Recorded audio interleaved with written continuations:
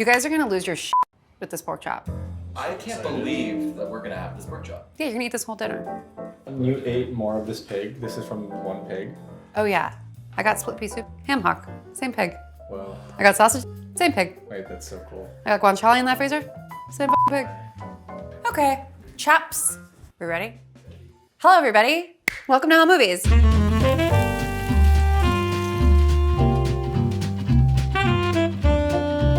It's summertime. We're having dinner. The sun is still out. It's nice. We're gonna eat outside. Even if that's like on a fire escape or whatever like tiny patch of patio you have. We're gonna drink wine and we're gonna eat pork chop. Not just any pork chop, we're gonna eat thick pork chop. And then we're gonna use that pork fat that's rendered to cook a vegetable. In this case, a gorgeous head of cabbage. We're also gonna make polenta. Because polenta is made with corn, what better way to serve it than also with corn? Because like I said, it's summer. We're also gonna make a little tomato salad, but you've all made a tomato salad. That doesn't need to be this tomato salad. This can be a tomato salad. What am I actually making from June to September? And the answer is I'm eating a lot of vegetables, obviously, and I'm eating a lot of pork chops. I don't know why this is. Well, actually I do know why this is because last year I bought a whole pig and I'm working my way through the cuts of whole pig. So the pork chop from this particular pig are the best pork chops I've ever had. So I did want to use the opportunity for making the case for like buy higher quality meat and eat less of it and sort of augment the rest of your meal with like local produce, vegetables that are in season. It really does make a difference, not just to the impact, social welfare of the animal, the environment, local economy, fair wages for farmers, et cetera. But just like from a selfish and logistical perspective, they're just more delicious. They're better. They taste so wonderful. This isn't to say if you can't find like a sweet little bespoke farm and buy your pork chops there that you shouldn't make this meal. You can also replace this with another meat of your choice. You could also leave the meat out altogether and just double down on all the rest of the vegetables that we're gonna make today. All that to say is like, you don't need to do much to a pork chop when the meat itself is really, really good. We don't need that much meat in our life. It should be a luxury, it should be a delicacy, and the better quality it is to begin with, the less you need to do to it. I sort of feel like doing anything more than salt and pepper to pork this good would be doing it a huge disservice, frankly. Anytime I'm cooking a large piece of meat, the longer in advance that you can season your meat, the better. Don't do it more than like 48 hours in advance, especially with red meat, because it can start to sort of oxidize and like almost cure the meat, which I did the other day on accident. It wasn't very good. It wasn't inedible, it just wasn't delicious. So do yourself a favor, and before you start cooking anything else, just season your meat. Season with salt and pepper, set it aside, and then like start doing everything else. This is your fat cap right here. And if this shape looks familiar to you, it is because it is basically like a porterhouse. So this being the strip and this being the tenderloin. Anyway, if you have the option and you're going to a butcher and you're saying like, oh, you're cutting me a bespoke chop, ask them if you can get the whole sort of more porterhouse style. So I'm gonna set this aside. And then we'll talk about our polenta, we'll talk about our cabbage. We're gonna make polenta in a pot with water. And what you do is you combine the water with the polenta and you whisk it and it cooks. Okay, so I'm gonna fill up this pot here with some water. I'm gonna salt it, I'm gonna bring it to a boil. I am actually so grateful that I have people that want a recipe from something that I'm cooking, because otherwise I would just cook forever and never write down a single thing. So you're all sort of forcing me to immortalize the stuff that I do, which for you, I'm very grateful, because otherwise, I don't know what's going on. I don't know what I'm doing. I don't know what I'm cooking. Couldn't repeat it if I wanted to. I'm on high because I want it boiling fast. Corn on corn. What else is there to say that hasn't already been said? It is a dish that wants to exist. It's kernels of corn that are cooked in butter and garlic and paprika and chili and whatever, spooned over polenta, which is made with corn. It's corn on corn. I will say, however you want to go about getting your corn, get that corn. Get the corn. If that means you're using frozen kernels in a bag, great. I love that for you. Wow, and that is how you shuck a corn. That was incredible. Again, I've said this before, but I'm a very competitive person, most of all with myself. And so shucking corn is like a game to me, where I'm like, how fast can I do it? How can I do it with the least amount of steps? Like, can I peel everything off without like one little piece of silk lingering on the corn? Like, it's sick. I will say I did like a 9 out of 10 on this though, and that I'm pretty happy with. Wow, this is fun. I'm winning against myself. Okay, to take the corn off the cob, there are a million ways. You can like put a bowl under the thing and grate it into, whatever, it doesn't matter. Just get the corn off the cob. Somebody the other day asked me on my podcast, what restaurant trend are you sick of? And I was like, I don't know. I was like, I don't really have like that many thoughts on it. And then I thought, yes, I do. I hate corn ribs. I think that's so bad. I think the phrase corn ribs is upsetting. I think that when I've had them, there's always too much cob attached, so that they're actually too hard to eat and they're not that enjoyable. They look really cool and people like to take pictures of it, but corn ribs, they gotta go.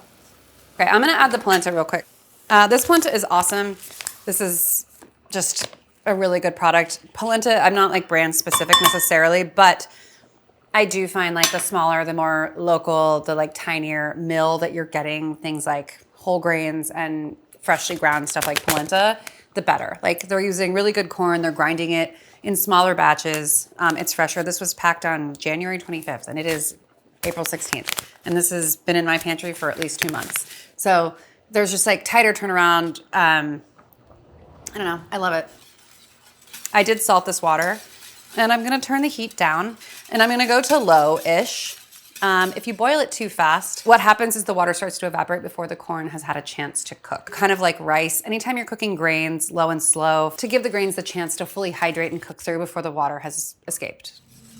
So I'm at a 3 for those induction heads. And this is just gonna kind of like slowly bubble away and I'll ignore it while I go back to my corn. I'm gonna ignore the corn to go to my corn. I am doing this also in real time, just like I would if you were just coming over for dinner. And I was like, okay, well, what am I gonna do first? The corn is something that you can cook. The polenta is something you can cook. Both can sit for quite a while. So prep everything in advance that you can when you're having people over. I'm going down to a 2, alert. This corn can be made vegan if you want, but we're already eating pork chops, and so I think it's fine for you to use butter. Ooh, oh my God, you guys are gonna freak. What? Look at the color of this butter. Oh my God, yeah. What?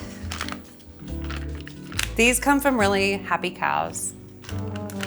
God, this butter rules. If this doesn't turn you on, I can't help you. All right, I'm gonna slide this off of here and into here. Little corn silk never hurt anyone, is what I always say. Lots of pepper is really nice in here because, again, with like the sort of simple, less is more approach to summer cooking in general, it's really, really nice to just like let corn be corn. It's a little chili flake. And then you can say like a 1/4 teaspoon of paprika. Okay, Olive Garden over here. You're cooking this corn for like maybe 2 minutes. It should feel seasoned. It should feel buttery. Feel fresh, i.e. it should still have like really nice texture to it.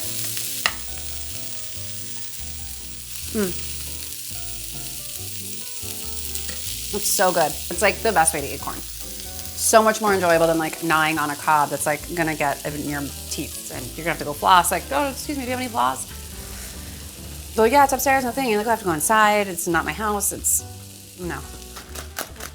And to that end, our polenta is nearly done as well. This has nothing in it except for salt. So manage your expectations on how delicious this can be, but it should still like be pleasing to eat. It should be like soft and creamy and like corny.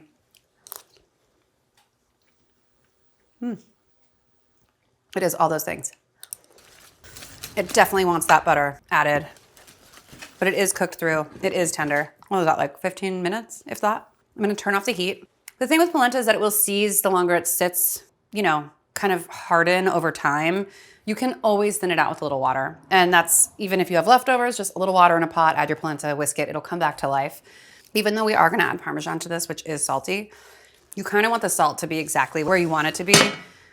Because this has a bit of heat to it, I'm not gonna add too much, I'm not gonna add any pepper to this, but if I were not serving it with this and I was just doing like the side of polenta, lots of freshly ground pepper with Parmesan in this, like almost like cacio e pepe style polenta is so good. I think it's time to sear our pork chops because what's gonna happen then is they're gonna take like 15-ish minutes to cook. Oh, I don't know, I was looking at you. They're gonna take about 15 minutes to cook, these pork chops. So I'm gonna get them going now because while they rest, then we have to cook our cabbage. So we're still like a half an hour out. But a lot of that is inactive cooking time, right? Like you put the pork chops in here and not much else to do. Au contraire, we are gonna use that time to kind of make a little quick salsa verde, which we not only can eat over our pork, but we're gonna use to toss some fresh tomatoes and a little thinly sliced onion for a quick salad. I'm gonna put a little thin layer of olive oil just to get these pork chops started. Once that's very hot, I'm gonna add both of these in the skillet. This is a 10-inch skillet. I wouldn't go smaller than this, but if you had a 12-inch, you could definitely use that. That would be nice. Okay, I am on a medium-high heat. That's 7 for anyone on an induction burner. After the first episode of Home Movies came out, I had a lot of people, season 2, people were like, oh, I have an induction stove and now I don't feel so alone. Plus, they can kind of follow along with being like, oh, you're at 7, I'm gonna be at 7. Because it's kind of standardized across inductions versus gas, which like my medium high is maybe not your medium high. And I'm gonna go ahead and do the fat side out on the rim and the bone side in. And I'm going to nestle them together. You can do 2 chops at once. They shrink as they cook, so you're fine. You do wanna make sure they have a little space between them so they don't immediately start steaming, but these will cook and brown very nicely. They're also so thick that there's less of a chance of them overcooking before they get properly brown, which is yet another reason to seek out thick cut pork chops. Same thing with steak, but I like my pork chops like on the medium rare side, like medium rare to medium. If that is not your vibe and you want it totally well done, I understand that, but I don't respect it. It smells so good already. I kind of can't believe it's just salt and pepper. Like I've cooked now many things for this group of people that you cannot see at home, but I am looking at right now. I have not been more excited to cook them anything than these pork chops because I think a really good quality pork chop prepared very simply and very beautifully, the most delicious meat you can eat. Better than a perfect chicken, better than a gorgeous steak, better than a braised lamb. Nothing compares. Be very careful when you're flipping your pork chop. There's a lot of fat that's gonna render off this. And do you see this burn here? I was doing this exact thing and I was cooking pork chops for my friends. I was flipping the chop and I didn't have a good grip on it and it landed in the skillet and hot oil and pork fat went all over my arm and it burnt the out of me and it was really awful for about a week and a half. And it's still not totally faded. I am applying all the things to it to fade the thing and the topical creams, but just careful out there. The 2 worst burns I've ever gotten in my life were from brisket fat and pork fat, and both from mismanagement of tongs. I am gonna flip these. Brace yourself. Do it gently.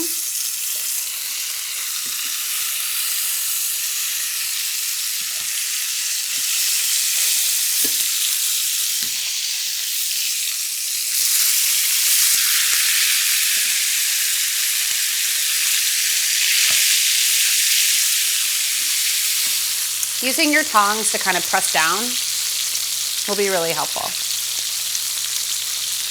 I'm gonna let these go for another 5 minutes, and then I'm gonna flip them so that some of that fat starts to brown and render as well. Meanwhile, I'm gonna make a little salsa verde. This is sort of like an all-purpose, no recipe. Take some parsley, use cilantro if you have it. It's like a loose dressing. You can add capers, anchovies, chili flake, pickled peppers. Pickled peppers might be nice, I might do that. The idea is that this is a condiment that should and can go on everything. I always use the stems of the parsley. It feels like it adds a lot of texture. It's also less waste. Okay, you don't have to go too fine.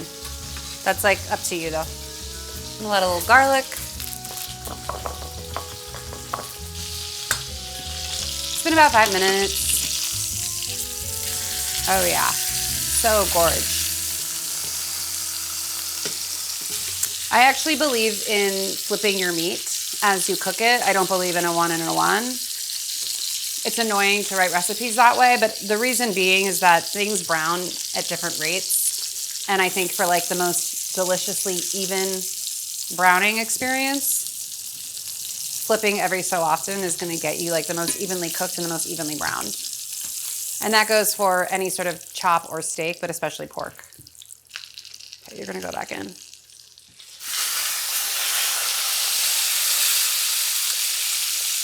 And this is just gonna kind of cook on its side, but we are trying to evenly brown the fat because you will be eating that fat as well. It's not like you're trying to render it really. You're just trying to give it a little bit of color. Oh, see, I did it again. I didn't burn myself. I didn't splatter. Everything's fine. I got cocky. This is like an extra credit move. If you are scared of the skillet, which if you just saw what happened to me, I would be too. But it is a nice move to kind of like brown all the sides. Okay, that's nice looking. Little yin and yang back where they belong. Okay, now comes time for our cabbage. We're taking a brief cabbage intermission. For any sort of cabbage, this is so cute. For any sort of cabbage preparation, feel free to always peel off the outer layer or two. Sometimes it can be a little wilty or just like kind of flimsy. But have you ever seen such a gorgeous produce? Nature. It's a heart. Yeah. Oh, it is. I am on like a full crusade to get people to be pumped on cabbage. But I will say, it's a long road. A simple quartered head of cabbage will feed 6 to 8 people. Like each person could share a spear. We're just gonna put it cut side down in the skillet. We're on like a medium heat. This doesn't take too long.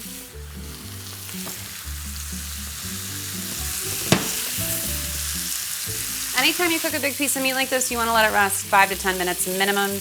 It could go longer. Meat does not need to be hot when you eat it. Let it finish cooking. Let it like mellow out.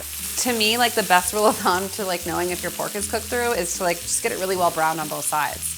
And it kind of, if it's this thick, will always be like pink inside, which is what I'm after. If your pork chops are about half the size, they're gonna be a little bit more well done, which, I don't know. That's not as delicious to me. So I'm gonna flip this.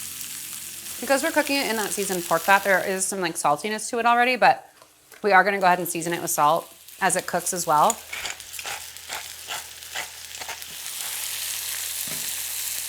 All right, so when it's brown on both sides, you can just flip it and give it a little time on the back end. It doesn't need to cook very long. It's not like a big dense vegetable. In fact, I think it's nice if it's not cooked very much because then it also sort of pulls double duty as like a fresh-ish vegetable. I'm gonna finish the salsa verde real quick. A little sherry vinegar for you. I'm extremely sherry vinegar pilled, as the kids say. It is nutty, it is flavorful, it is hyper acidic. You need a little bit, it goes a long way. It goes with everything. Okay, so this little salsa verde, to recap, is about 1 cup of parsley, 2 cloves of garlic, finely grated or finely chopped. Let's start with 1 tablespoon of sherry vinegar, and then about ½ cup of olive oil. The acidity and viscosity will be depending on you and what you like. Things like finely chopped capers, finely chopped anchovies, finely chopped pickled peppers in this will be so delicious for your salsa verde. Could I have picked a smaller plate? This isn't gonna work. I need a bigger plate. Nikki Kehoe to the rescue, people, forever and always. Oh yeah. You've probably noticed if you watch the show, but like I really do struggle with spatial awareness, being like, this will fit in this, and it just doesn't. Maybe it means I'm an optimist, is what I'll say. I'm gonna add a knob of the good butter because I have it out. The skillet is not on, it's just residual heat from that cabbage. And while I'm at it, I'm adding another 3 tablespoons of the polenta. Keep in mind, I'm feeding like 8 people. This is not, don't panic, everybody relax. The polenta, I'm gonna gently reheat because we are gonna eat very soon. Okay, so this will loosen up. This will loosen up. This will loosen up. But also feel free to add more water.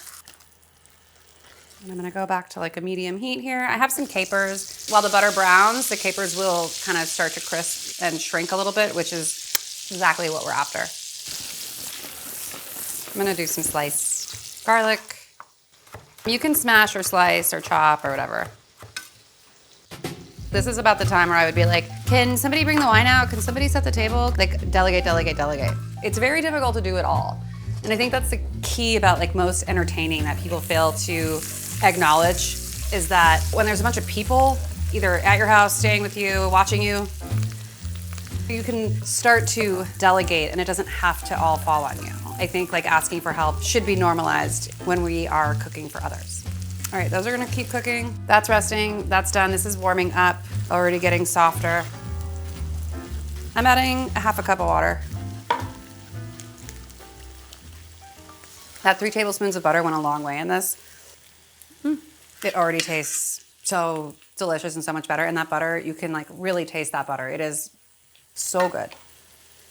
All right, so I added another cup of water. And these are pretty much done now. They're crispy, they're toasted, the butter is browned. If you have any thyme lying around, you can throw that in at the end as well. People also associate thyme with the winter and the fall, maybe, I do. But it is so abundant in the summer. Normalize thyme in the summer. Summertime. I'm gonna cut our tomatoes really quickly. Again, this is April. It's not the summer yet, but if it was, these tomatoes would be better. Anytime I'm doing a tomato salad, I like to do different fun shapes because that's what I believe in. That food tastes better when it looks different. It's such a shame, like when it is peak summer produce, it's like we're filming Thanksgiving. You know, it's very difficult to align your editorial calendar with what's actually going on for these things. But no regrets.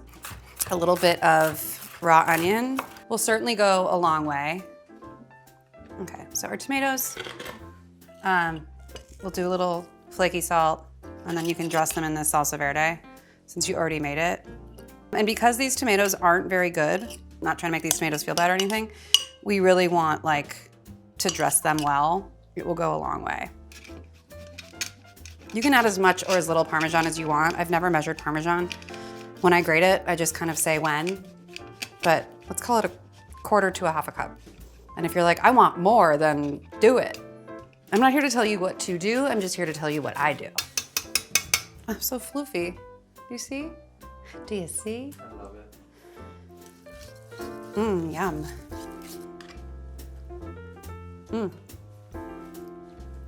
It's too good. Unfortunately, we can't have it. It's too good.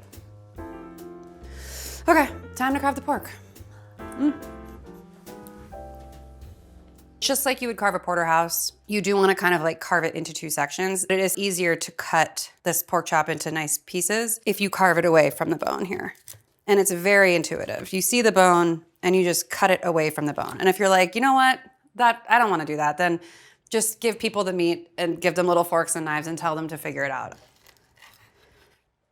Perfect, so good.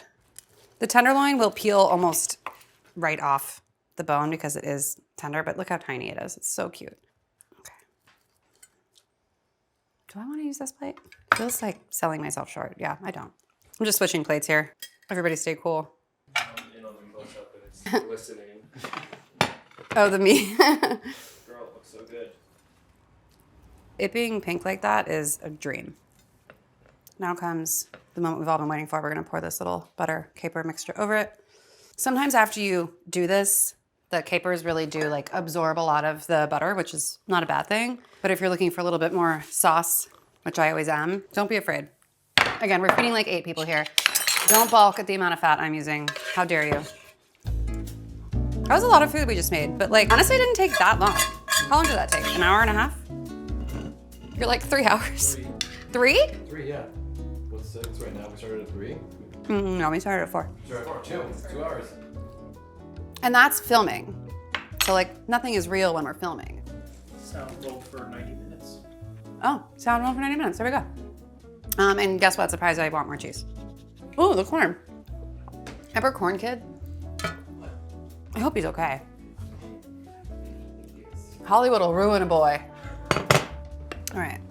Your polenta should be thin enough to pour, and if it's not, you might want to add some more water. Make a little nice little bed for your corn. I didn't see this. What, the corn on corn? Yeah, this plate is What? Kind of blowing my mind. Really? Yeah. Okay, well, this turns out is too much corn for this bowl. But again, I'm only human. I'm not without my flaws, and I'm not always right. Again, spatial awareness of how much food can fit in a vessel is not my strong suit. We all know that. Sorry. I'm moving the pork. I can't, every time I look at it, it's stressing me out. I need to put it on a bigger platter. The pork needs to breathe. This is not part of the recipe. You do not need to be as unhinged as I. But when something doesn't fit and there's a better way, I want to explore that better way. What is this, La Bernardin over here?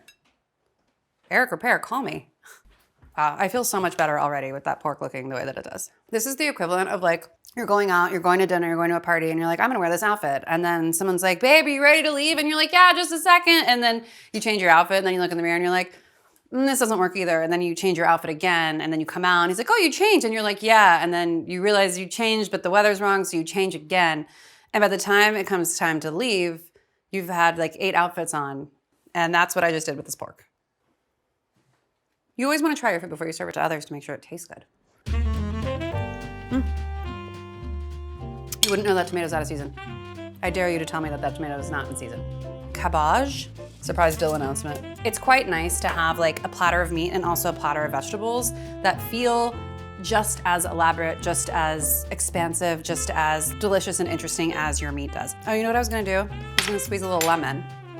I had one lemon. The lemon wants to be served with both the pork and the cabbage, to be honest. Perfect, no notes, amazing, 10 stars, 40 out of 40, flawless, can't be improved upon. I mean, this is, to me, a lot of work, but a labor of love. So we made a delicious summer meal, but it doesn't have to be labor intensive, it doesn't have to be like complex, it doesn't have to have 1,000 ingredients. It can be done. It's a beautiful day. I'm wearing a light denim, just like I like it. What is this, a light crushable red? Absolutely, sign me up. Everybody gets a glass, let's go. It's dinner time. We're gonna have a pork chop and we're gonna eat dinner together as a family. How'd you make this? It's like Alison almost home for the boys. Yeah. Summer camp for the boys. So funny to me. Yeah, and now you work there. So you work here. Thank you. Yeah.